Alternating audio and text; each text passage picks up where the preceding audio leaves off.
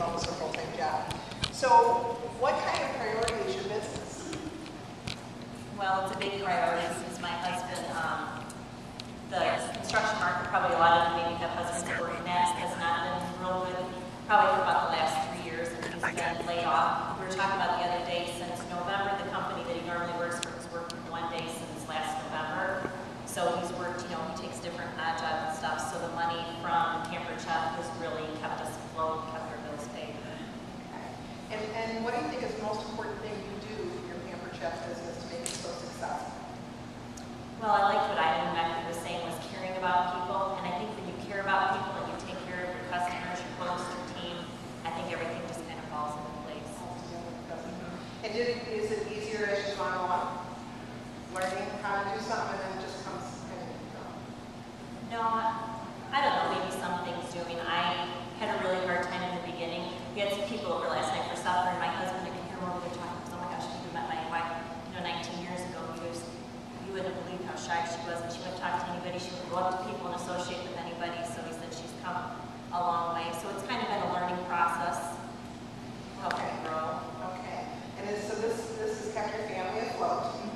And your boys are seeing you do a business. Right. Brennan was 2 when I started. He'll soon be 13, and I was pregnant with our second one. Okay. Okay. So very good. Excellent. Your mother again.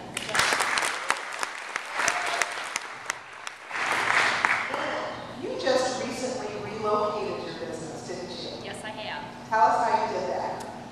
For about the past 2.5 years, The mic's not on. For about the past 2.5 years, I've been commuting to Peoria to take care of my senior-aged mother. She's got Alzheimer's and lung cancer, and she's on full-time oxygen, and I'm an only child. So it's been rather stressful. I have a daughter that is 21, goes to college in the Eureka area, Eureka College. So the transition, I had some friends in Peoria since that's where I grew up from. So I steadily started booking shows there and doing shows up here too. Most recently though, because of situations, I permanently moved to Peoria, and my business is thriving. It's better than it had been the last few years. I think that's because I changed a lot of my focus on immediate attention and having the flexibility in my schedule to allow myself to be able to do those things. And how much sales did you do in the last year about? Around 120,000. 120,000.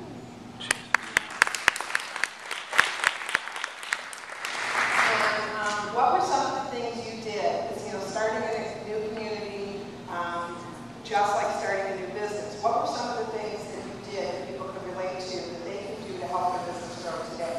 Sharing your story. People are so nice. And when I would tell people, I live about 2.5 hours away from here. I'd love to do a show for you, but I need to do shows back to back. People were very flexible at accommodating my schedule, doing catalog shows, offering referrals.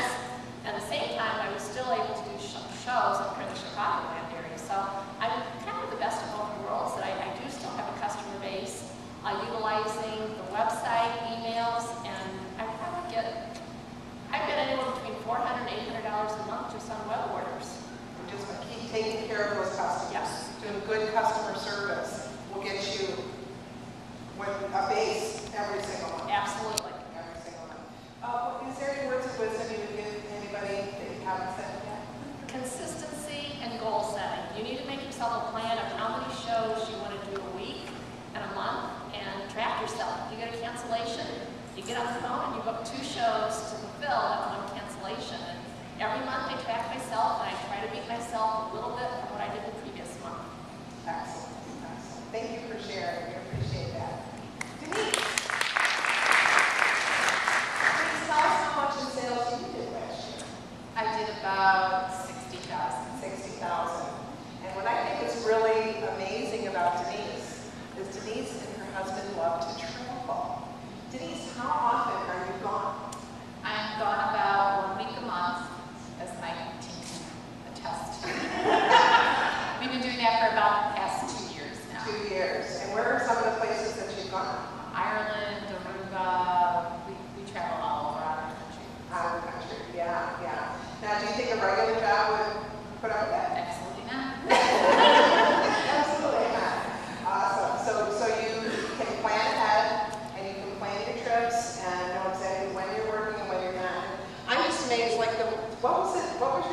month and you went to Ireland. Yes, I went to Ireland a year ago in March. We were gone 15 days and I turned in almost 8,000. 8,000 in 2 weeks. Amazing, huh? Amazing. What kind of advice would you give everybody about sales and building a business and consistency? I use the acronym KISS. I keep it simple, sweetie, and really carry very few items, which that's very difficult. Used to be in the days we carried 4 crates full of items.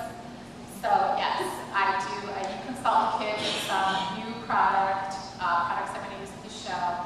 But host coaching is huge. Customer service is huge to get my repeat customers, my repeat business there. 2 shows a week is what I've lived by since I started the shop. So 2 shows a week gets you 60,000 in sales a year, which of course 55,000 is excellence awards, isn't it? So, and then you earn a trip every year. Absolutely. Absolutely. One of those trips is on Pampered Chef. Absolutely. And so what do you can individually say about what is the most important tip you can give people? Heather, do you want to? What's that? You have to think? Or Dan, do you know right off the top of your head? Or? I think being genuine and caring and building a relationship with your hostess, they become your partner, and you need to let them know what's in it for them, not what's in it for you, and ultimately you will reward at the same time sharing the opportunity